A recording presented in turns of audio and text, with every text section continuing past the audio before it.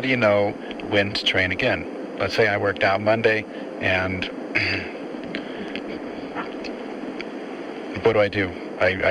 You take off Tuesday, you train again. Bill, I can tell you without a doubt, it's always a mistake to train 2 days in a row. Okay, I agree with that.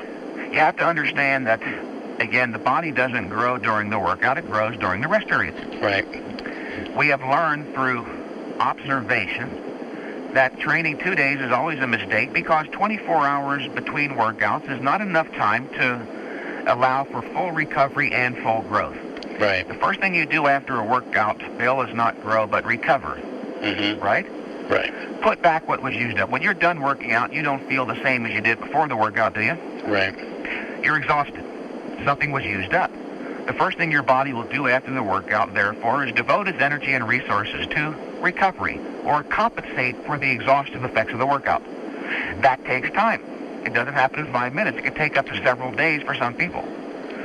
It is only once the body has fully compensated for the exhaustive effects of the workout, i.e. recovered, that it will then devote its energy and resources to overcompensation, or putting back a little bit more than was there before the workout. Remember, recovery is compensation, putting back what was used up. Growth is overcompensation, putting back a little bit more than was there before the workout. Do you see what would happen, Bill, if you were to work out again before compensation is fully completed? You would destroy the opportunity to make overcompensate. Overcompensate.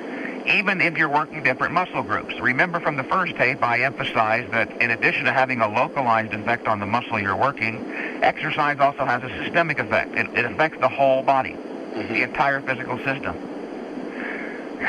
I have seen with my phone consultation clients and my in-the-gym clients that they do best on an every 72 to 96 hour program.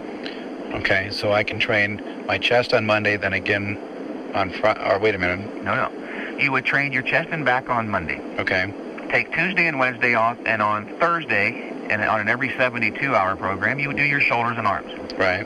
Then you would take Friday and Saturday off, and on Sunday train your legs. Okay. Now the next week, Bill, you would not train Monday. You would take Monday and Tuesday off, train Wednesday. Right. Every 72 hours.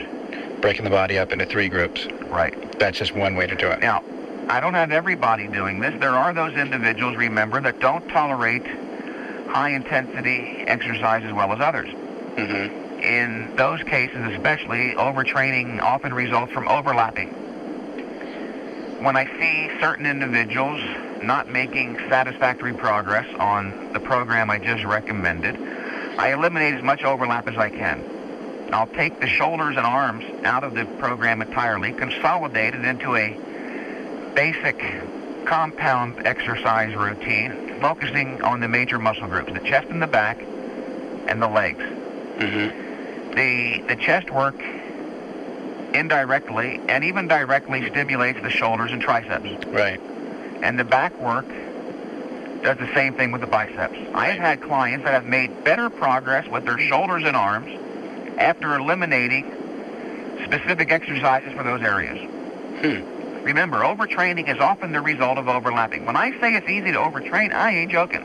Right. I used to say years ago, Bill, that high-intensity, heavy-duty training was like going out into the intense August sun. You'll get a suntan every time you go out, but even 1 minute more exposure than required or needed. Remember the importance of the concept need. 1 minute more than is needed, you'll get a sunburn. Mm-hmm. Then I came to understand a few years ago that I was wrong. It's more demanding than high-intensity sunlight in August. It's more like going out into the intense August sun with the sun 5 million miles closer to the Earth. Right. Do you see where that would necessitate a reduced volume and frequency of exposure? Yep. Now, just recently, I amended it again, and I'm not spreading it thick here to make a point. High-intensity, heavy-duty training. Weight training in general is not like going out into the intense August sun. It's more like jumping into a fire. It'll warm you up, but 1 minute more exposure than required, it'll burn you. Mm-hmm. You got to be careful with this stuff.